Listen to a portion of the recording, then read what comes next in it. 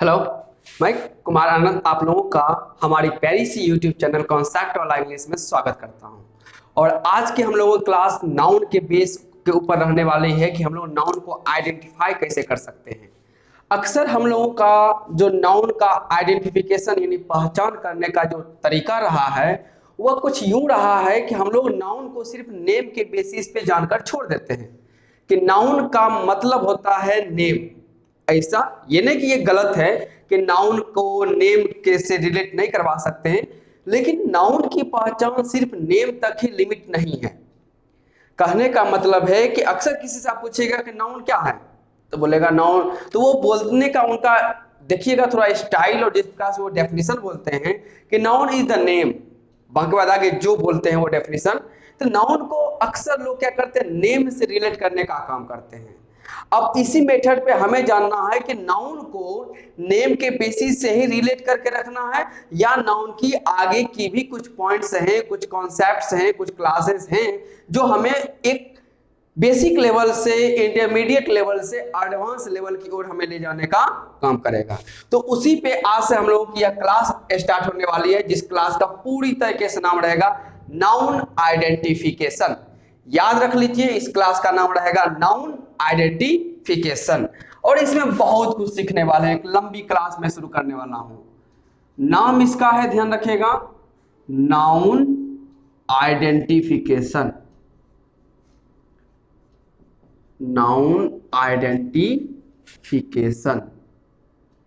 ये पूरी तरीके से याद रखिए। NOUN noun, IDENTIFICATION noun identification, noun का पहचान। अब कुछ सेंटेंस लिखते हैं और उसमें देखते हैं नाउन को पहचान कर। जैसे कि यदि मैं लिख दूं, चलिए क्या लिख देता हूं, एक नाम लिख देता हूं। चलिए लिखते हैं, प्रेम will help you। सिंपल सा मैंने एक सेंटेंस लिखा है कि प्रेम will help you।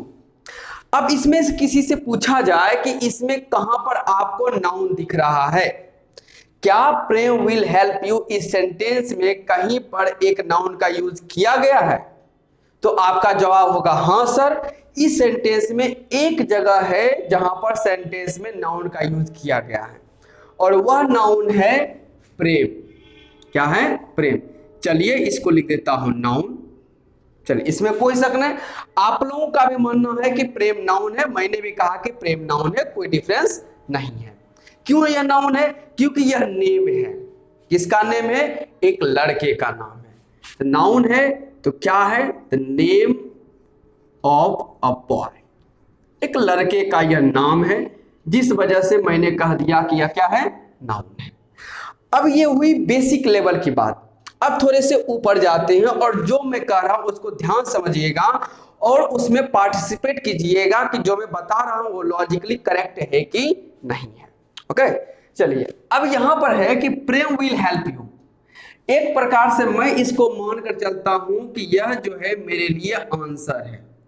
क्या है? आंसर है कि प्रेम विल हेल्प यू। अब यदि दो दोस्त आपस में सोच रहे हैं कि इस सिचुएशन से निकलने में कौन तुम्हारी मदद करेगा या हमारी कौन मदद करेगा, तो कोई आकर कहता है कि प्रेम विल हेल्प यू, कि प्रेम तुम्हारी मदद करेगा। उन लोगों के पास एक क्वेश्चन था कि कौन मदद करेगा, सामने से रिप्लाई आया आता है कि प्रेम मदद करेगा।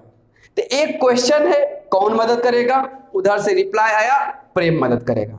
तो सबसे पहले क्वेश्चन था, क्वेश्चन क्या है? कौन मदद करेगा, रिप्लाई क्या आता है? प्रेम मदद करेगा।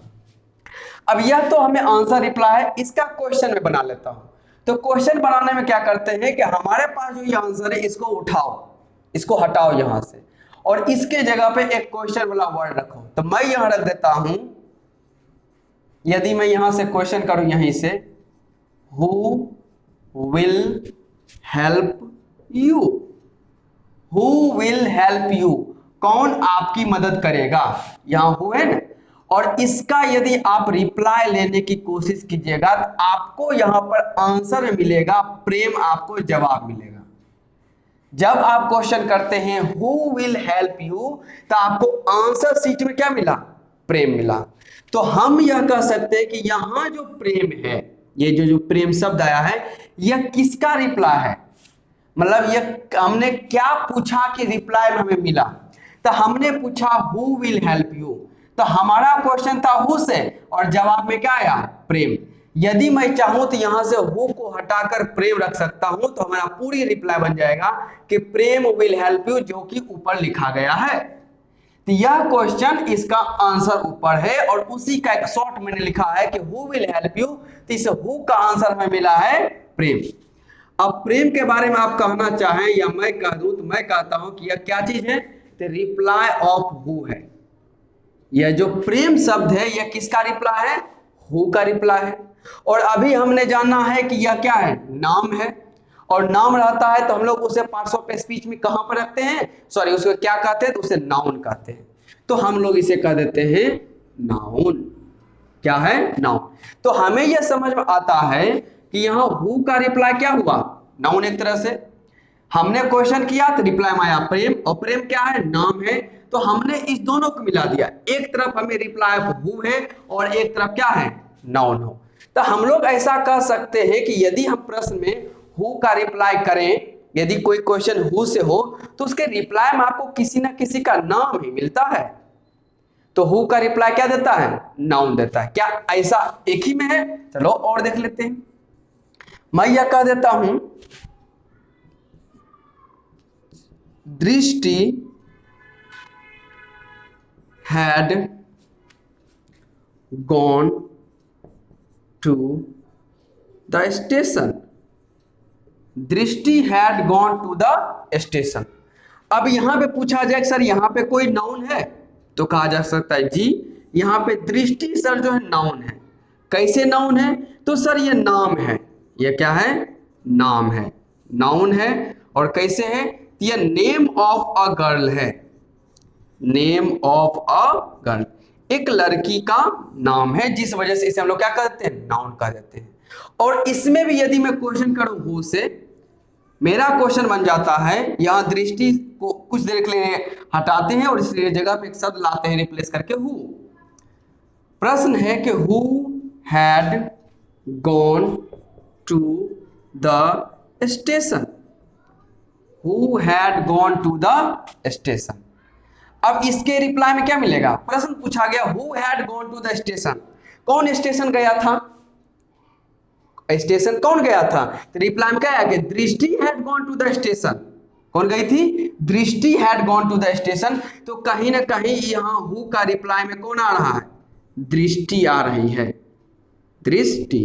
तो यहाँ दृष्टि को हम लोग क्या कहेंगे, फिर हमें पता चला यह हु का ही रिप्लाई है। चलिए तो इसको लिख देते हैं रिप्लाई ऑफ हु, कि ये हु का रिप्लाई है। और हु का रिप्लाई तो है क्या चीज, पता चला हु का रिप्लाई तो, लेकिन ये तो नाउन है क्योंकि ये नेम ऑफ ए गर्ल है। और नेम का मतलब हम लोग जानते हैं, अपने बेसिक पॉइंट हम लोगों के पहले से हम लोगों को पता है कि नेम इक्वल नाउन होता है या नाउन इक्वल नेम होता है, जो भी कह सकते हैं। तो दृष्टि क्या हो गया, नाउन। अब गौर करके सोचिएगा, हमने आपके सामने दो एग्जाम्पल रखे और दोनों एग्जाम्पल में हमें समझ में आया कि हु का रिप्लाई कोई ना कोई एक नाउन आता है। ओके, किसी न किसी का क्या आता है, नाम आता है, यानी कि नाउन तो आ ही रहा है। यहां पर भी हु का रिप्लाई में क्या आया, नाम। और खासकर गौर आप यदि सोचें तो यहां जो नाम आ रहा है, यह नाम यहां किसका आया, ध्यान रखते हैं कि यहां किसी बॉय का नाम आया। किसका नाम आया, बॉय का। यहां किसका नाम आया, तो गर्ल का नाम आया। तो आपको हु के रिप्लाई में नाउन है, नाउन में वो किस प्रकार का नाउन है, तो बॉय का था वहां पर, यहां पर किसका है, गर्ल का है। तो अब हम लोग अपना कॉन्सेप्ट बनाकर चले हु के बारे में, धीरे धीरे पॉइंट्स को आगे बढ़ाएंगे। आराम से रहिएगा, सब्र के साथ रहिए, पॉइंट्स को धीरे धीरे खींचेंगे एक एक करके। अब हु के बारे में रिप्लाई कर सकते हैं, या हम लोग कहें तो कोई भी एक नाउन, जितना हमने अभी तक पढ़ा है फिलहाल, इसे मैं कॉन्सेप्ट फर्स्ट बना देता हूं कि नाउन को पहचानने के लिए हमने देखा कि वह रिप्लाई ऑफ हु हो जाता है, रिप्लाई ऑफ हु। और जब रिप्लाई ऑफ हु होता है तो उसमें किसी बॉय का भी नाम आ सकता है और किसी गर्ल का भी नाम आ सकता है। हमने हु के बारे में इतना कुछ जाना कि नाउन को पहचानने के लिए एक तरीका हम लोगों के पास है कि हम लोग नाम से आइडेंटिफाई कर लें कि यह नाम है तो पता चला नाउन है। लेकिन एक और तरीका हम लोग डिराइव करके पता कर चुके हैं कि रिप्लाई ऑफ हु हो तो और बेहतर हो। यदि आप उस प्रश्न में हु से रिप्लाई करते हैं और हु के का जवाब जब आपको मिलता है तो वह एक नाउन होता है, और वह नाउन जो है किसी का नाम होगा तो नाम किसका होगा, तो वह नाम किसी बॉय का हो सकता है और किसी गर्ल का हो सकता है। इतना हमें फिलहाल हु के बारे में तो मिल चुका है जवाब। ओके, चलिए अब इससे आगे बढ़ जाते हैं।